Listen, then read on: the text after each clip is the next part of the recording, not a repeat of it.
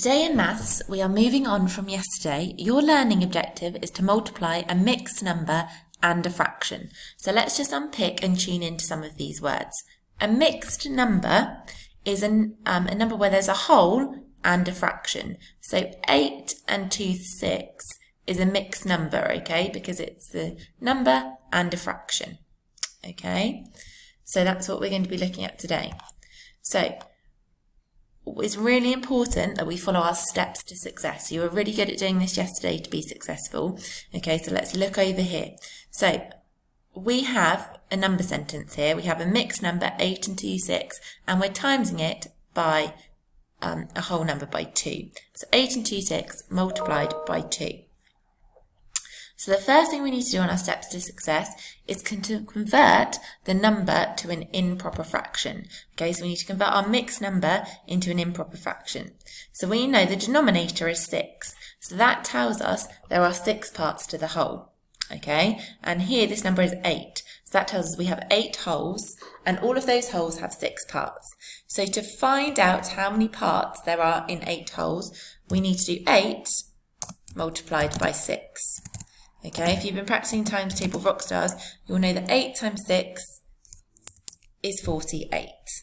Okay, so that tells us there's 48 parts that we have to the whole, and the whole has 6 parts. So as a fraction, that would be 48/6. Okay, so 8 wholes is 48/6. Okay, but then as well, it was 8 wholes and 2/6. Okay, so we need to add on the parts that we have to the 48.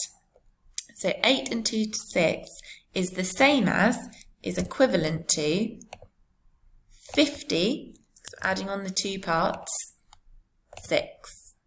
Okay, so that there is an improper fraction, and because an improper fraction is where the numerator is bigger than the denominator. Okay, so we know that 8 and 2/6 is the same as 56. That's like a chocolate bar. Imagine you had a chocolate bar with 6 parts. Okay, and it would be like you have 50 parts of a chocolate bar. Okay, that has 6 parts to the whole. Okay, so now we have done that. We know we now need to times, so we've converted our mixed number into an improper fraction. Okay, so 8/6 is the same as 8 and 2/6 is the same as 56. Okay, as 56. Okay, and we're timesing that, if we look over here, by 2, okay? So what we need to do now is on our second step to success, we need to change this whole number into a fraction, okay? Now 2 is a whole number, and we need to turn it into a fraction. So we know that's 2 wholes. As a fraction, 2 wholes would be 2 over 1, okay? That's, okay, so two ones, because it's 2 wholes, 1 part to the whole. Okay, so now we have our number sentence, and that looks a little bit more familiar to us, because we have 56 times 2 wholes, okay, 2 over 1. So what we need to do now is, following our steps to success, we need to multiply the numerators together. So I need to do 50 times 2. Now I know 2 lots of 50 is 100, okay? So 100 is the numerator. Then I need to multiply times the denominators together. The denominator is the bottom number. So I need to do 6 times 1. 1 lot of 6, I know, is 6, okay?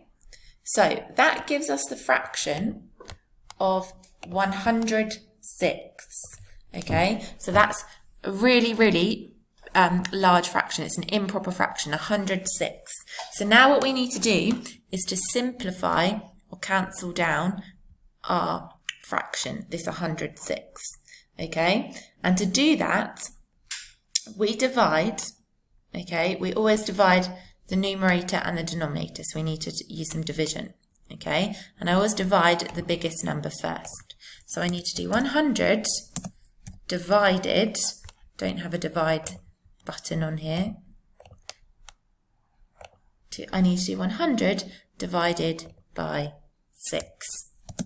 Okay, now this could be a bit tricky, okay, and I don't want to count up in my 6 times table all the way to 100. So what I could use is the bus stop method, okay? So I'm just going to put this down a little bit, and I'm going to use my bus stop. So I know I need to do 6, and I'm dividing 100 divided by 6, okay? So to do this, I need to see how many times does 6 go into 1. I know 6 doesn't go into 1 at all, okay, so I'm going to carry the 1 over. Now I need to see how many times does 6 go into 10. I know 6 can fit into 10 once, with a remainder. The difference between 6 and 10 is 4. Okay, so now I need to see how many times does 6 go into 40. So I could count up in my 6 times table, and I know that 6 times 6 is 36. So it goes, 6 goes into 46 times, and the difference between 36 and 40 is 4. So the answer there would be 16 remainder 4. Okay, so now I need to convert 16 remainder 4 into a mixed number to have my answer. Okay, so that means there's 16 wholes. Okay, and as it's remainder 4, 4 becomes the numerator. Okay, because that's how many parts I have left. And then if I look back at my original fraction here, I know there were 6 parts to the whole. So that means the denominator is 6. The denominator does not change. So the answer to this question is 16 wholes and 4 sixths. Okay, it's really, really tricky. I will upload a video for the mild questions, okay? And I would say to try the mild questions first and then move on to hot and spicy. Good luck with your learning. Can't wait to see what you've achieved.